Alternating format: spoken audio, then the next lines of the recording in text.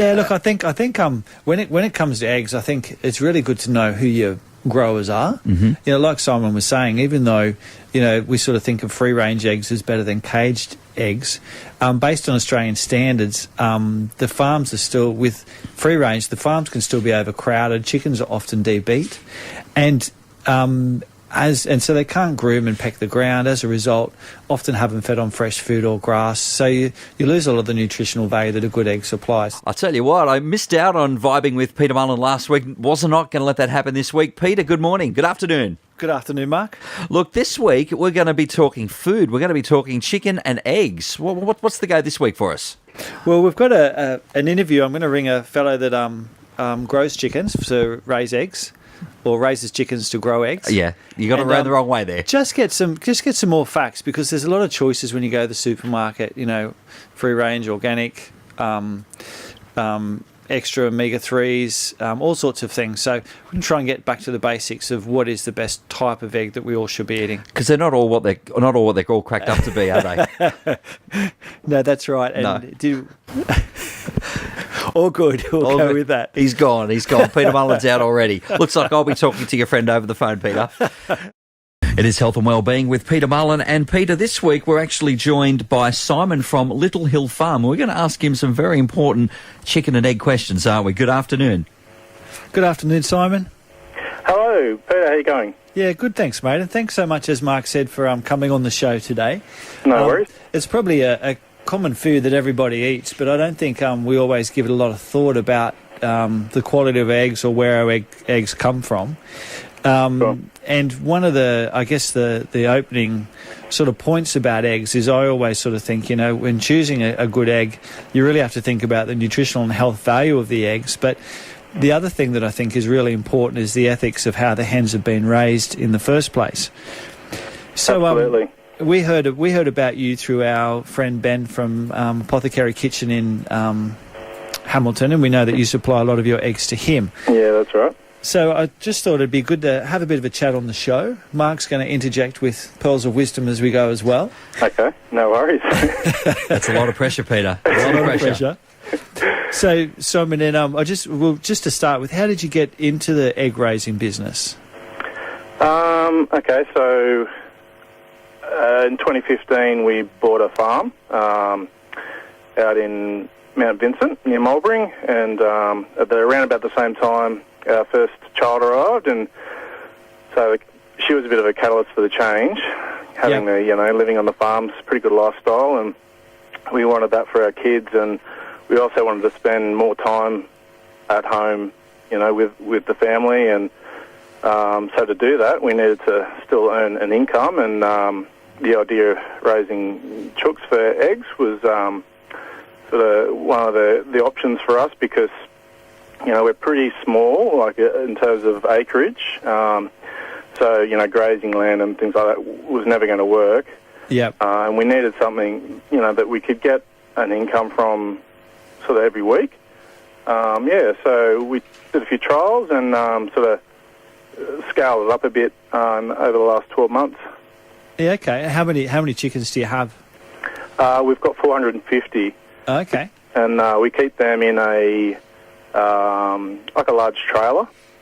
So there's heaps of roosting area in the trailer for them. There's a central rollaway nesting box system in there as well that we've built. And so they basically get to move around the property. So we just tow the trailer from one spot to the other and give them, you know, nice fresh ground to forage on.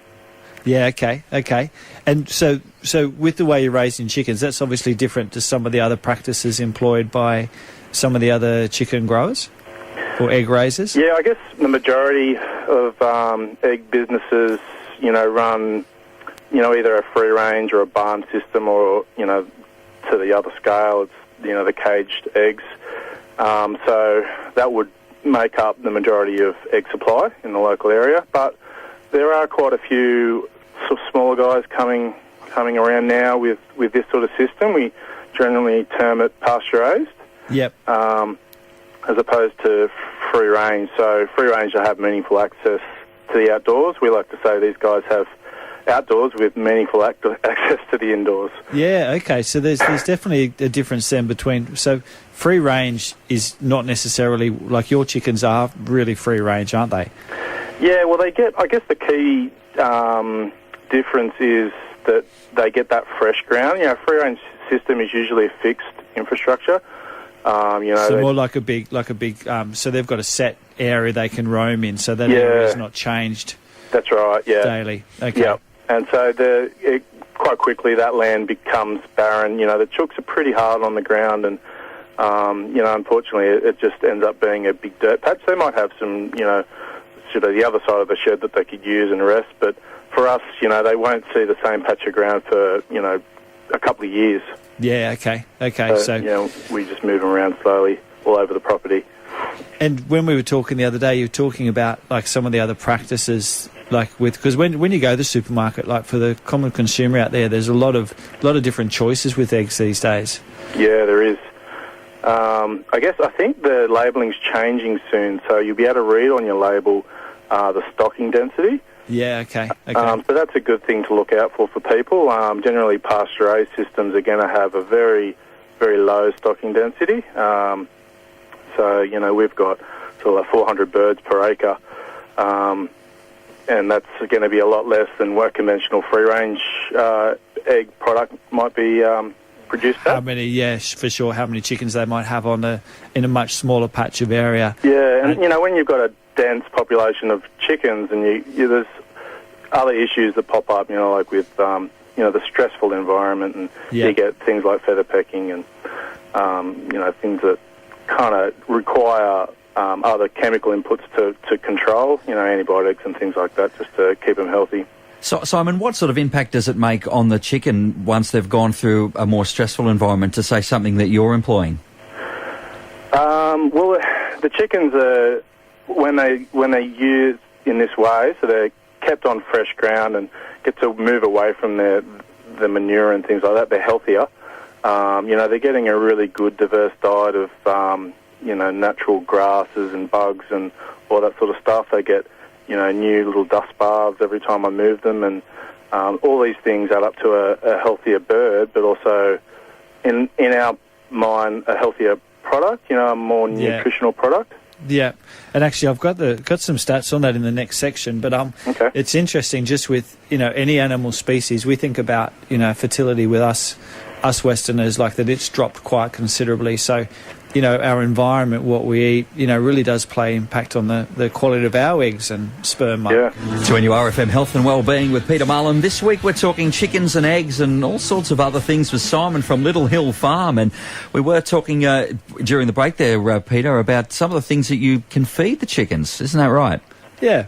So Simon, what do you do with your chooks?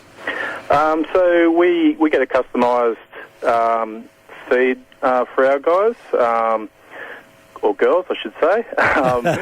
Mostly girls. It's a complete feed, so it's got everything they need in there. Calcium and minerals and things like that. We don't put a artificial colorant in the food. Yeah. So a lot of people don't realise a lot of the time they've got a colorant in there, so those yolks are the bright orange. Really? Yeah, because they've got a dye in it. That's terrible, isn't it, when you think about that? Because you're being tricked. When you see a yellow yolk, you always think, oh, gee, these must be... they must be healthy birds really they came birds. from. Yeah. Turns out it's paint. That's right. Yeah, it's not always the best indication of a good egg. Like, they should have a variety of different shades of orange and yellow. Yeah. So that's one of the things. Obviously, when they're feeding on grass and, herbs and things like that, they're going to get a nice sort of rich colour as well in that yolk. So that's always good. That's definitely part of their diet on our property is the pasture, so we've got to make sure that that's always in good condition. Simon, what are some of the best ways to keep chickens healthy? I guess you've got a bigger establishment, but even for people who may have a few clucking around the backyard. Yeah, I guess it's pretty easy if you can let them free range the backyard. They're going to be pretty happy with what they can find. They can be pretty destructive in your veggie garden, so maybe just control that and perhaps even use them. There's always the option of a little chicken tractor that you can put over the top of your garden bed, and they'll happily turn that soil over and convert all your old veggies and waste into fertiliser for the next crop. But we give them things like apple cider vinegar and garlic powder sometimes if they need it, but that's just a free choice thing that they can take if they want. Just keeps them extra healthy. So where do you put that? Like what? Well, you just put it in their water, or you have a separate container with apple cider in it? No, you can just have a separate water with some apple cider in it. Not a lot, like for 10 litres of water, you probably only put, 20 mil, 30 mil of apple cider. Okay. Yeah. And the garlic powder we use, it's water soluble, so you can just mix that in the water as well. And we don't have that there all the time for them, but if we think that they could have a little bit of a pick me up, then we'll definitely offer that to them. Yeah, okay. And that's in comparison with one of like a bigger project maybe where they've got chickens in sort of a much more confined area, and then they're having to give them all antibiotics to stop them from stop sickness from going through the whole. Yeah, biosecurity is always an issue, small or large farms, but definitely when you're carrying 40,000 birds or more, that's something that can take over quite quickly and destroy a flock. So in those situations, I guess, as part of the business is to really be prepared with the medications if anything sort of takes hold. Yeah. So with a smaller flock, obviously that's a lot easier to manage, and basically means that we don't need to use those harsher chemicals. Yeah, gotcha. And it is really relevant, like when we talk about, our health as well, that, every cell in our body is affected by, the chemicals we come into contact with, the environment. We've talked a lot before about the effects of antibiotics, and, really antibiotics are sort of sneaking into our food source from all sorts of different angles these days. Which is a worry.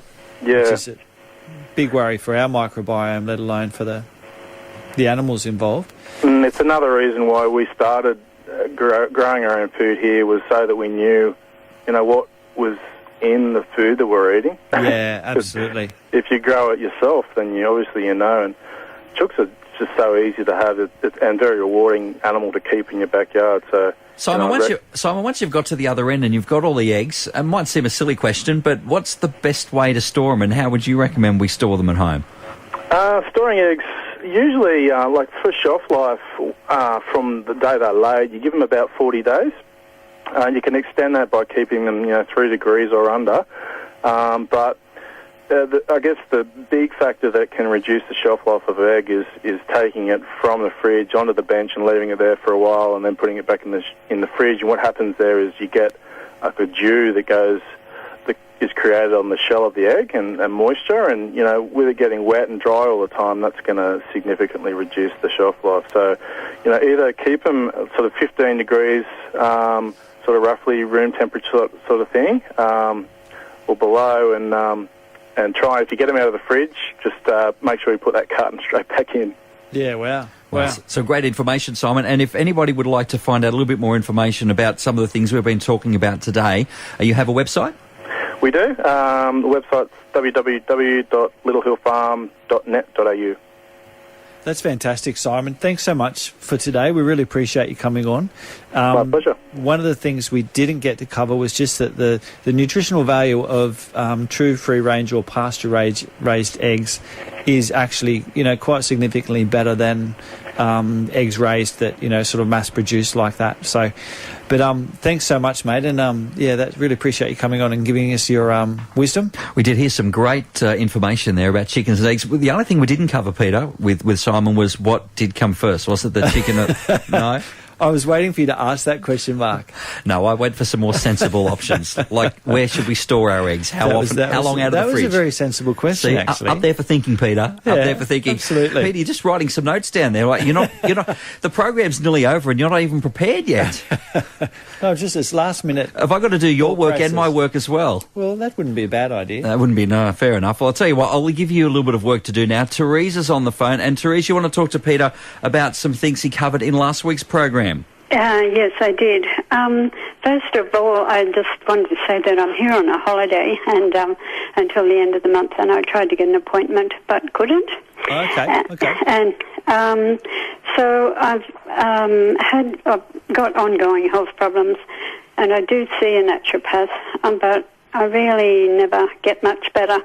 And I've had the things that you talked about, like glandular fever, Ross River fever. Yep. and chronic fatigue. And the result is that I have a really low immune system, so I'm always picking up viruses and flus and things. Yeah, okay. And I feel really tired all the time. Yeah. How long have you suffered with this for, Teresa? It's probably about 15 years. I've gotten worse as I've gotten older. Okay. Look, if you rang the office and tried to get an appointment with me. Yeah, I did. Yeah, one of the challenges is I've come away in this next short period, but how long are you still here for? Until the end of the month. All right, look, if you just ring the office just this afternoon and leave your number and ask for me to call you back, then I might be able to help you out with something there. Okay. In the meantime, like with something like what's going on with you, obviously viral load has been a big part of the picture. Yeah. And first cab off the rank, I would definitely be, and I'm sure you're doing this already, but I'd be looking at some of the anti or immune raising herbs like echinacea. A really important herb I find when there's a chronic low viral load is astragalus.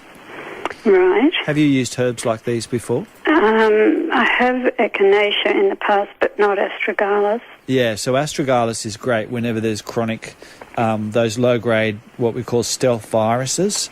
So echinacea, astragalus. I'm a massive fan of vitamin C, particularly if you're getting sick all the time. Right. And you've got to take fairly high doses of that as well, up around 4,000 milligrams a day. Okay. But if you give me a call back, I can go over some of these things, or we can see what we can work out in the meantime. Okay. But definitely, that's how I would look at with your type of chronic fatigue. From what you've explained so far, we'd go more from an immune system point of view and a stealth, what I call an occult or a stealth viral load. Some great information there for you, Therese. Now, before we finish up today, Peter, just touching once again on eggs, we'd like to just cover a couple of quick things about free-range organic. Yeah, look, I think when it comes to eggs, I think it's really good to know who your growers are. Mm-hmm. You know, like Simon was saying, even though, you know, we sort of think of free-range eggs as better than caged eggs, based on Australian standards, the farms are still, with free-range, the farms can still be overcrowded, chickens are often debeat, and so they can't groom and peck the ground. As a result, often have them fed on fresh food or grass. So you lose a lot of the nutritional value that a good egg supplies. So sometimes oils ain't oils, as they say. Oils ain't oils, eggs ain't eggs. And unfortunately, anything that we've got involved with that becomes too mass-produced, I think we're going to be the ones that, as well as the animals suffering, we're going to be the ones that are suffering as well. So one of the best places where we get our eggs from is from the farmers markets. So a good place to start and ask some questions there. Yeah, ask some questions, see how the chickens are raised. And as I said, you know, we're a lot more conscious and aware these days.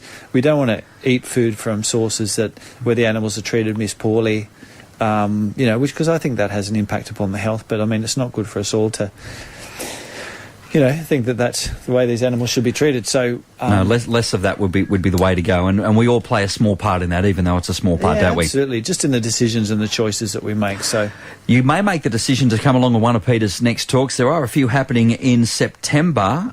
What's happening on the 12th, Peter? Well, actually, this is one thing I want to tell you about too. In September every year, we do what we call our 2-week Healthy Habits Challenge. Okay. It's free. It's a free booklet. People can download the booklet from our Facebook or website. We pick a date. We get everybody to register, go onto our Facebook group, and we pick a date and we all do it together. So 2 weeks, gluten-free, dairy-free, caffeine-free, alcohol-free. Take a deep breath, Mark. So is the challenge, so because there's 4 things there, I can just pick 2 and just not do that? No? No, the idea is to give everybody the opportunity to have a 2-week just break from a lot of the foods that create stress on their bodies. Okay. So it's awesome, and what it does, it sort of flips that switch in your brain. It gets you a good 6 to 12 months. And even with Therese, who we were just talking to, when you've got chronic fatigue, you need to go onto it, and I'm sure she's looked into this, but you need to do like a clean eating plan or a bit of a detox. This is our version of a starting point for that. So we've got the actual Healthy Habits Challenge coming up, and we also have a free information session about the Healthy Habits Challenge. So that's the 2 things coming up in And just very quickly, you're on holidays after today for a couple of weeks, so we'll have some Peter Mullen replacements over the next fortnight. We are. We have David, I think, is coming next Tuesday. He'll be talking about thyroid. He's one of our thyroid specialists. And Lisa will be here the week after talking about hay fever, because we're at that time of year. And I get sneezing. I get that a season. lot. It's bypassed me this year completely. Okay. So that's a good thing. But I'll be here for that in a fortnight, and we'll catch you in 3 weeks, Peter. Enjoy yourself sunning on a beach in Bali. Thank you. Thanks, Mark. If you'd like to catch some more information or relive this very exciting podcast of health and wellbeing with Peter Mullen, it'll be on the 2NURFM webpage.